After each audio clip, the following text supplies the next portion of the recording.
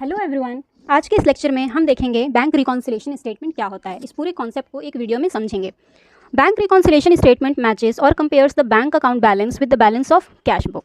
Bank reconciliation statement में क्या होता है, हम बैंक अकाउंट के बैलेंस को कैश बुक के बैलेंस से कंपेयर करते हैं और मैच करते हैं। आगे देखते हैं, transactions are recorded in 2 ways. जब कभी भी हम ट्रांजैक्शन करते हैं, कोई बिजनेस ट्रांजैक्शंस हो या कोई ट्रेडिंग ट्रांजैक्शंस हो, उसको हम 2 तरह से करते हैं, एक कैश बुक में और एक पासबुक में। कैश बुक में कौन ट्रांजैक्शन करता है? बिजनेसमैन। और पासबुक में कौन ट्रांजैक्शन करता है? बैंक। सपोज कोई एक बिजनेसमैन है XYZ, उसका बैंक अकाउंट किस में है? SBI में। SBI में उसका बैंक अकाउंट है। वो ट्रांजैक्शन कैसे करेगा? वो कैश बुक में भी ट्रांजैक्शन करेगा जो वो खुद करेगा, और पासबुक में ट्रांजैक्शन कौन करेगा? SBI, जो कि उसका अकाउंट है उस बैंक में। सपोज करते हैं कि जो XYZ है वो अपने कैश बुक में ट्रांजैक्शन करता है कि 1 लाख उसके पास कैपिटल है, ठीक है। तो वो 1 लाख अपने अकाउंट में भी डाल देगा। 1 लाख आ गया। अब XYZ को पता नहीं है, पर कुछ दिनों के बाद उसको इंटरेस्ट मिलता है। इंटरेस्ट कितना मिलता है? 10,000। उसको इंटरेस्ट 10,000 मिलता है, बट वो कैश बुक में रिकॉर्ड करना भूल जाता है। तो यहाँ पर 2 अलग अलग रिकॉर्ड्स हो गए। यहाँ तो हो गया पासबुक में इसके ट्रांजैक्शंस कितना शो कर रहा है? 1,10,000, बट उसके कैश बुक में कितना है? स्टिल 1 लाख शो कर रहा है। तो यहाँ पर ये जो दोनों अमाउंट है, दोनों ट्रांजैक्शंस हैं, ये मिसमैच हो रहे हैं। यहाँ पर 1 लाख है और यहाँ पर 1,10,000। तो ये चीज़ें बिल्कुल गलत हो जाएंगी। बैंक रिकॉन्सिलिएशन स्टेटमेंट में हमें दोनों ट्रांजैक्शंस को मैच करना होता है, इक्वल करना होता है, और वो किसके हिसाब से करना होता है? पासबुक के हिसाब से। मीन्स हमें इसके अकॉर्डिंग चलना होता है। जितना अमाउंट पासबुक में शो करेगा उतना ही हमको कैश बुक में भी रखना है। आगे देखते हैं, BRS bank reconciliation statement confirms that payment have been processed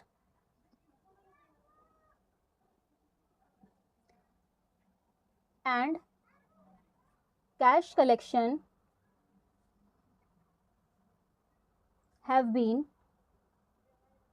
deposited into a bank account. It means कि बैंक रिकॉन्सिलिएशन स्टेटमेंट ये कंफर्म करता है, ये इंश्योर करता है कि पेमेंट हो चुका है और कैश का कलेक्शन भी हो चुका है बैंक अकाउंट में, ठीक है। अब हम देखेंगे कि बैंक रिकॉन्सिलिएशन स्टेटमेंट करते टाइम हमें 2 बातों का ख्याल रखना होता है। 2 चीज़ों को हमें बिल्कुल माइंड में सेट करना होता है। वो कौन सी 2 चीज़ें हैं? यहाँ पर हम नोट्स करके या फिर रूल्स करके लिखेंगे। फर्स्ट है, ऑलवेज फॉलो पासबुक। हम हमेशा पासबुक को फॉलो करेंगे। पासबुक कौन बनाता है? बैंक। तो यानी कि बैंक में जो भी अमाउंट होगा, जो भी ट्रांजैक्शंस बैंक के अकॉर्डिंग हो रहा है, उसको हम कैश बुक में मैच करेंगे। मीन्स पासबुक के अकॉर्डिंग चलेंगे। सेकंड क्या है, कैश बुक में हमेशा डेबिट साइड को प्लस करते हैं और क्रेडिट साइड को माइनस करते हैं, बट पासबुक में इसका ऑपोजिट होता है। डेबिट साइड माइनस होता है और क्रेडिट साइड प्लस होता है।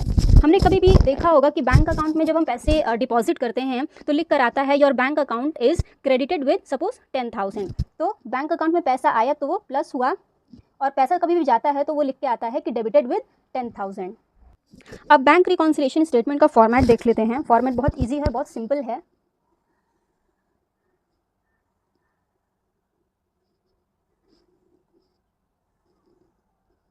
ये हमारा प्लस अमाउंट है और ये माइनस अमाउंट है और ये पर्टिकुलर्स। अब यहाँ पर कौन कौन सी चीज़ें डेबिट में जाएंगी, कौन कौन सी क्रेडिट में, मीन्स कौन कौन सी प्लस में जाएंगी और कौन कौन सी माइनस में, इसको देखेंगे। सपोज हमारे क्वेश्चन में दिया हुआ है balance as per cash book, तो इसको हम डाल देंगे प्लस साइड में। या फिर इसकी जगह पे हमें दे सकता है कि debit amount means debit balance as per cash book, इसको भी प्लस साइड डालेंगे। या फिर इसकी जगह ये भी दे सकता है कि फेवरेबल अमाउंट और favourable balance as per cash book, तो इसको भी प्लस में डालेंगे। नेक्स्ट देखते हैं, कभी कभी दिया होता है credit balance as per cash book, इसको डालेंगे माइनस साइड और unfavourable balance as per cash book और ओवरड्राफ्ट। कभी कभी ओवरड्राफ्ट लिखकर भी आता है तो उसको भी माइनस साइड डालेंगे, ये माइनस साइड हो जाएगा। अब देखते हैं कौन कौन सी चीज़ें ऐड होंगी, कौन कौन सी चीज़ें लेस होंगी। तो सबसे पहले ऐड का देखते हैं। ऐड क्या क्या करेंगे। First, cheque issued but not presented for payment. Cheque तो इशू हो गया बट उसको बैंक में प्रेजेंट नहीं किया गया इन कैश कराने के लिए, तो इस चीज़ को ऐड कर देंगे। सेकंड है any increase in bank balance, इसको भी ऐड कर देंगे। अब लेस क्या क्या करेंगे, इसका ऑपोजिट हम लेस करते हैं। तो फर्स्ट है चेक डिपॉजिटेड, यहाँ पर इशूड था, यहाँ डिपॉजिटेड होगा। Check deposited but not credited,